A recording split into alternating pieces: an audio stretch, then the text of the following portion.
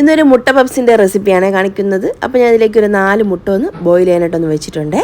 ഇനി നമുക്കൊരു 3 or 4 സവാള ഒന്ന് തിൻ സ്ലൈസ് ആക്കിയിട്ടൊന്ന് മുറിച്ചെടുക്കുന്നുണ്ട്. പിന്നെ ഒരു ഇടിയോലൊട്ട് ചെറിയൊരു കഷ്ണം ഇഞ്ചി, 3-4 അല്ലി വെളുത്തുള്ളി, ഒരു 1/2 ടീസ്പൂണോളം പെരിഞ്ജീരകം, 1/2 ടീസ്പൂൺ കുരുമുളക്, ഇത്രയും കൂടെ ഒന്ന് ചതച്ചൊന്നെടുക്കാം. ഇനി ഞാൻ ഒരു കടായിലോട്ട് ഒരു ആവശ്യത്തിന് ഒരു 2-3 ടീസ്പൂൺ വെളിച്ചെണ്ണ ഒഴിച്ചെടുക്കാം. ഇതിലേക്ക് നമ്മൾ കട്ട് ചെയ്ത് വെച്ചിട്ടുള്ള ഒരു സവാളയും ഒരു ആവശ്യത്തിന് മാത്രം ഉപ്പും കൂടെ ചേർത്തിട്ട് നല്ലോണം ചെറിയ രീതിയിലൊന്ന് വഴിച്ചെടുക്കുന്നുണ്ട്. പിന്നെ നമ്മളതിൻ്റെ ഒരു ചെറുതായിട്ടൊന്ന് ഒതുങ്ങി വരുന്ന സമയത്ത് ഇഞ്ചിയും വെളുത്തുള്ളിയും പെരിഞ്ജീരകവും കുരുമുളകും കൂടെ നമ്മൾ ചതച്ച് വെച്ചില്ലേ, അതും കൂടെ ചേർത്ത് നല്ല രീതിയിലൊന്ന് വഴിച്ചെടുക്കാം. അപ്പോൾ ഇതുപോലെ ഒന്ന് നിറമൊക്കെ ഒന്ന് മാറി വന്നതിന് ശേഷം ഇതിലേക്ക് ഒരു 1/4 ടീസ്പൂൺ മഞ്ഞൾപ്പൊടിയും 1/2 ടീസ്പൂൺ കാശ്മീരി ചില്ലി പൗഡർ, ഒരു 1/4 ടീസ്പൂൺ ഗരം മസാല, ഇത്രയും മാത്രം മതി.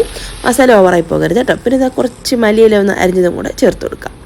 അപ്പോൾ ഈ ഒരു മസാല റെഡി ആയിട്ടുണ്ടെങ്കിൽ നമുക്ക് കുക്ക് ചെയ്തെടുത്തിട്ടുള്ള ഒരു മുട്ട ഒന്ന് തൊലി കളഞ്ഞിട്ടൊന്ന് കഴുകിയതിന് ശേഷം 2 കഷ്ണമായിട്ടൊന്ന് മുറിച്ചൊന്നെടുക്കുന്നുണ്ട് കേട്ടോ.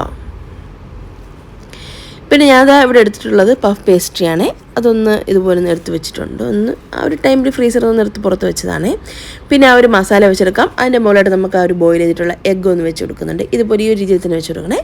എന്നിട്ട് നമുക്കിത് ഇതുപോലെ ഒന്ന് നല്ല രീതിയിലൊന്ന് ഫോൾഡ് ചെയ്തെടുക്കാം. നല്ല രീതിയിൽ തന്നെ ഒട്ടിച്ച് കൊടുക്കണം കേട്ടോ, ഇല്ലെങ്കിൽ അത് ബേക്കായി വരുന്ന സമയത്ത് വിട്ടുപോകും.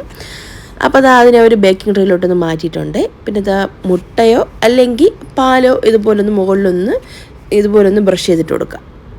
അപ്പോൾ ആ മുകൾ ഭാഗം നല്ലൊരു കളർ കിട്ടാൻ വേണ്ടിയിട്ടാണ് കേട്ടോ.